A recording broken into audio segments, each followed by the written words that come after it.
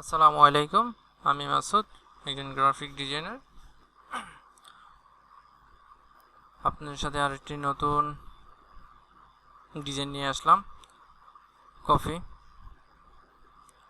তো আশা করি এখান থেকে আবার নতুন কিছু শিখতে পারবেন, কীভাবে এই ডিজাইনটি করছি।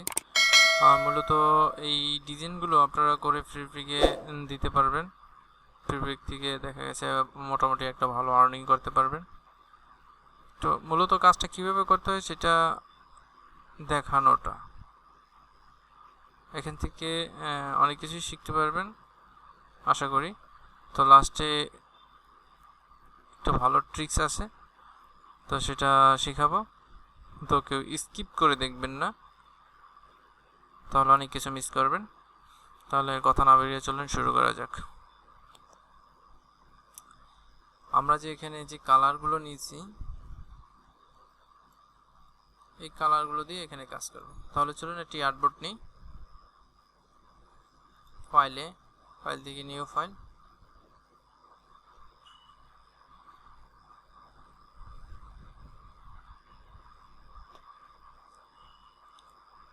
এখানে লিখি কফি, যেহেতু কফি নিয়ে কাজ করতেছি।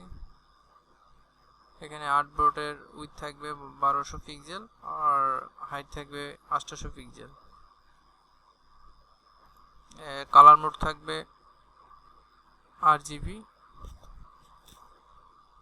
পেজটাকে আমরা ক্রিয়েট করে নেব।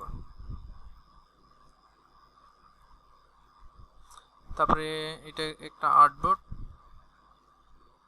আপনারা এটাকে একটা ব্যাকগ্রাউন্ড নিয়ে নেবেন। ব্যাকগ্রাউন্ডের সাইজ হচ্ছে 1200x800। ওকে করে দেবেন।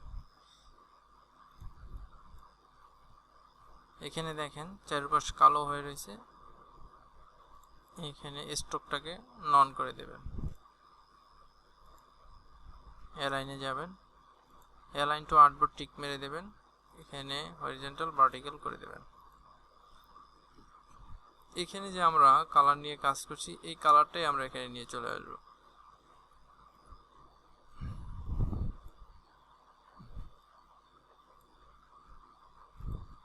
তো আমরা ফন্ট ব্যবহার করেছি লোবাস্টার।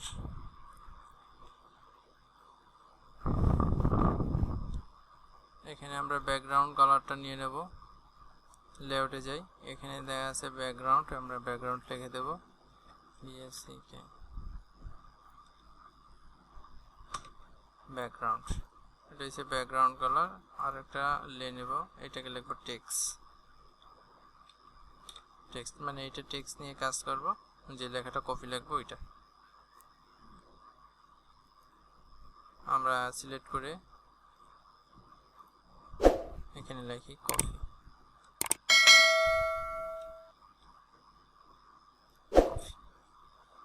এখানে যাব, যে লোবাস্টার, এখানে চলে আসছে। আমরা এটাকে একটু বড় করে নিই।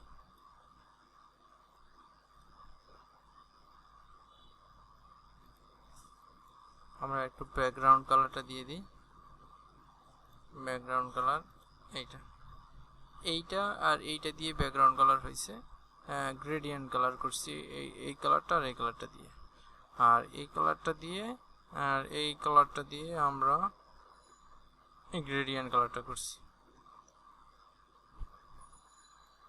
ব্যাকগ্রাউন্ড কালার দিয়ে দিলাম।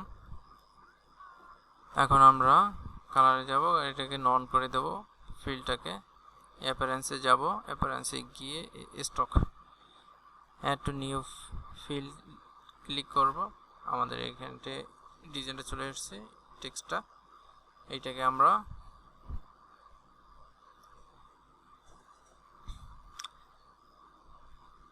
একটা কপি নেব, ডুপ্লিকেট কপি। এটাকে কালারটাকে চেঞ্জ করে দেব। আমরা যদি এইটাকে কালার দিই, এই কালার দিই, ওইটা সিলেক্ট থাকা অবস্থায় অ্যাড টু নিউ ইফেক্টে যাব। নিউ ইফেক্টে গিয়ে পাথ থেকে অফসেট পাথ ক্লিক করলাম। দেখেন চাইলে রাখি, আমরা ওকে করে দিই। যদি এটাকে দিয়ে আমরা কি কালার দিছি প্রথমে হোয়াইট, এটাকে নিয়ে গেলে একটু সুবিধা হবে কাজ করতে।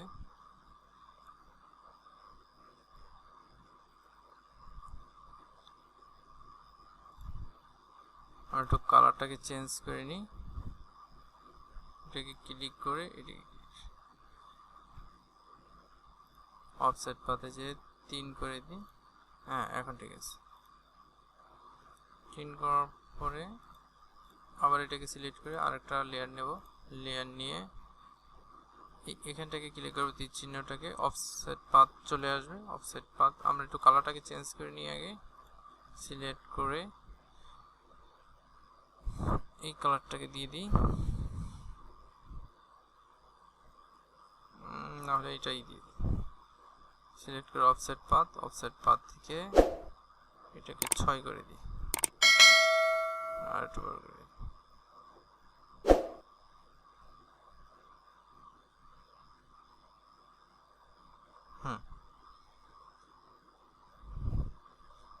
দেন ওকে করে দিলাম।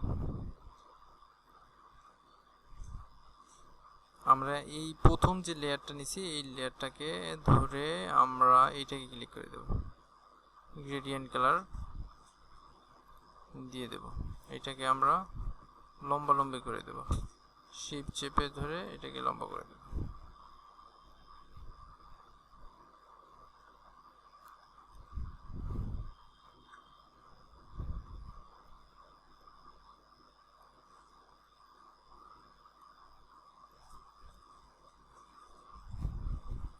দেখুন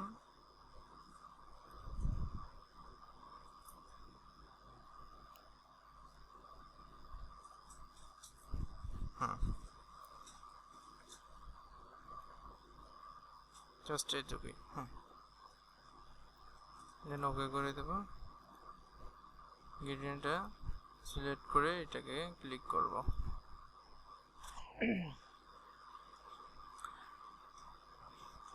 এইটাকে সিলেক্ট করে আরেকটা নতুন লে নেব, নেওয়ার পরে আমরা এটাকে কালার চেঞ্জ করে দেব। আমরা এটাকে কালার দিয়ে দিই, এই কালারটা দিয়ে। আর এটাকে সিলেক্ট করে অ্যাড এ নিউ ইফেক্ট থেকে ডেস্টর থেকে ট্রান্সফর্মার থেকে এটাকে আমরা করে দেব 0.3, এটাকে করে দেব 0.3। ওকে করে দিয়ে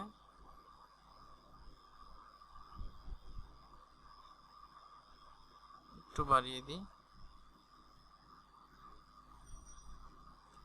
30 রাখি, 37 রাখলাম আমি। ওকে করে দিলাম। দেন তারপর এটাকে সিলেক্ট করে আরও একটা লে নিয়ে নেব। এইটাকে সিলেক্ট করা অবস্থায় আমরা ইফেক্টে যাব, ইফেক্ট থেকে স্টাইলিশ এসে ড্রপ শ্যাডো। এখানে আমরা ড্রপ শ্যাডোকে এটাকে করে দেব 50 করে দিই, এটাকে 14 করে দিই, এটাকে 16 করে দিলাম, এটাকে 10 করে দিলাম। অপসিটি পড়ে গেছে, দেন ওকে করে দিলাম।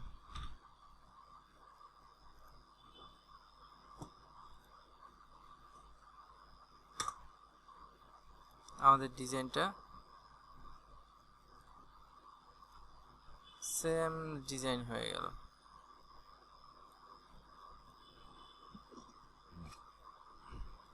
দেখেন, যদি ভালো লেগে থাকে তাহলে লাইক কমেন্ট শেয়ার করে সাথে থাকবেন আর নতুন নতুন ভিডিও পেতে, টেক্সট ইফেক্ট পেতে। তো আজকে এই পর্যন্তই, নেক্সট ক্লাস দেখা হবে।